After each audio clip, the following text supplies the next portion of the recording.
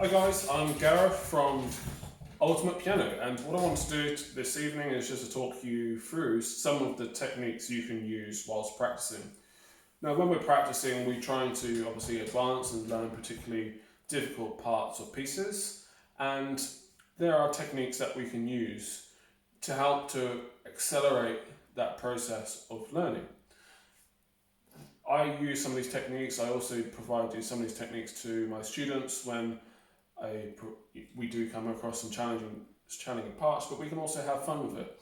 What I like to do is promote ways and sometimes help people to choose ways of combining maybe some of your favourite pieces with another piece, and it also just helps to memorise. You can always build exercises from pieces, but these are just some of the ways that I have used to help with some of these practice situations.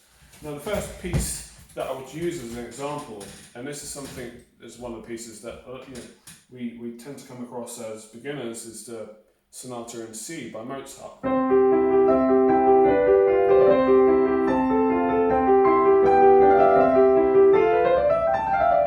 And so forth. So that's the beginning of it. Now, the right hand is relatively straightforward. However, there is quite an intricate pattern with the left hand. So the right hand is just playing on that.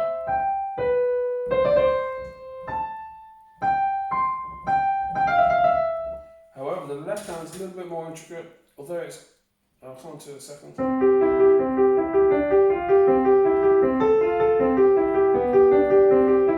So what's happening there is essentially you're playing a triad of C, and then breaking each triad, so starting with C, and breaking it down and arpeggiating it.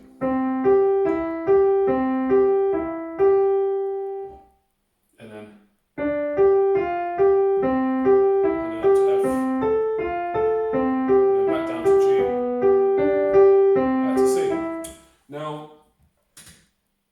what we can do to break that down and to try to start to combine it with the right hand is perhaps play just the bass note of the left hand,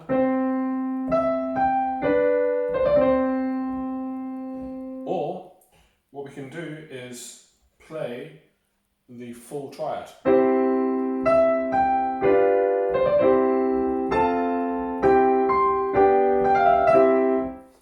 We can also make up our own rhythms.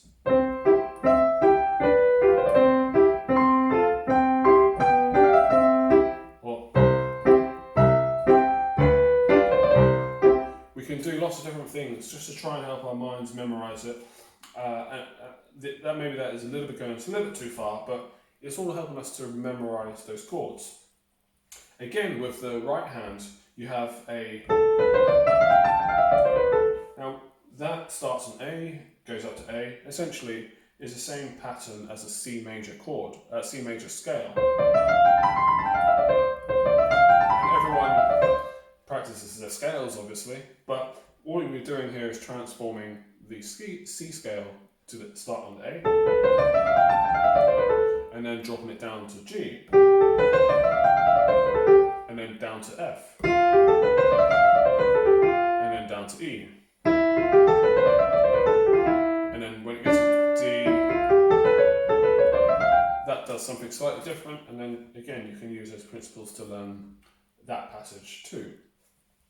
So those are some of the techniques. Another technique which I like to use is to actually use two tunes and fuse them together.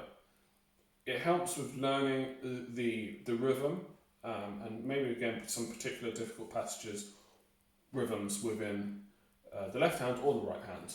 So a good example of this is Debussy's Consolation in D flat, has that left hand, signature left hand.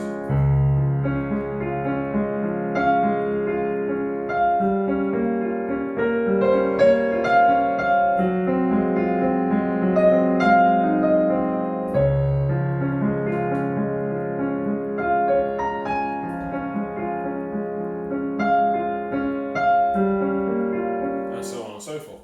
So what we can do is combine the left hand rhythm with Bob Marley.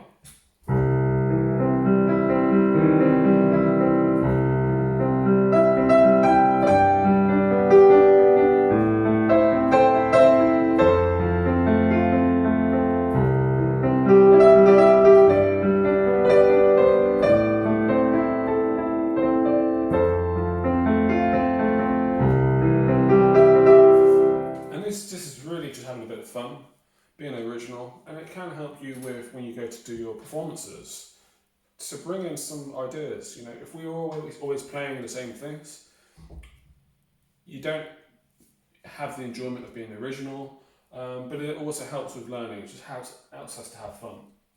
Now, I want to talk to you a little bit about the piece which I'm learning at the moment, which is the Chopin piece, Ballade in G minor, which now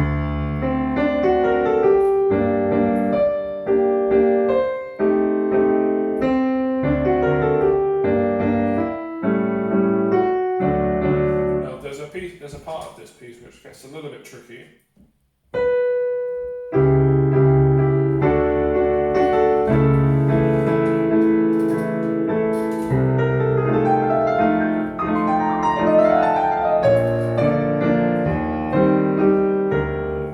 That part here, you probably hear there's a few mistakes there, still not quite totally clean. But the way that I've built that passage up is to break it down. Now the first part of that passage is a little turn on the A with a B flat or A sharp and a G sharp. Now that itself is a little bit unusual, and then it jumps up to the G. So what I did was played that numerous times, very boring, until you get quite fluent at it, and then jump. Make sure I get that jump correct. Then add the extension, and then the next part. Now this is a difficult one. I didn't know how to get the fingering right, but I had to go up with my small finger, and the way that you build it up is just to break it down, and play and have fun. Have fun with it. Annoy your neighbours. Annoy your wife with repeating these tunes. But you know, at the end of the day, you just got to think about the bigger picture and where it's going to take you. Because when you have fun, you break it down. You know that in the future you're going to be able to play that passage, and every time you play it right, it feels great. So these are just some of the techniques which I use with my students and obviously with myself. But if you want to learn more, if you want to hear more, feel free to contact me or send me a direct message. Thank you.